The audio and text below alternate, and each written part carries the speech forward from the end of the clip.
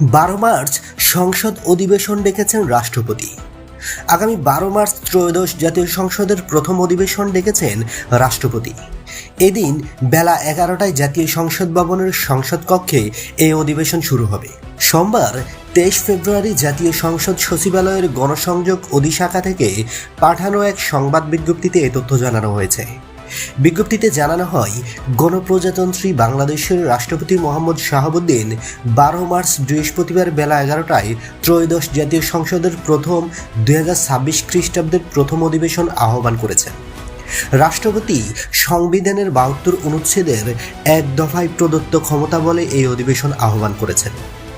প্রথা রয়েছে, নতুন সংসদের প্রথম অধিবেশনে রাষ্ট্রপতি সরকারের বিভিন্ন উন্নয়ন কর্মকাণ্ড ও আগামীর পরিকল্পনা তুলে ধরে ভাষণ দেন।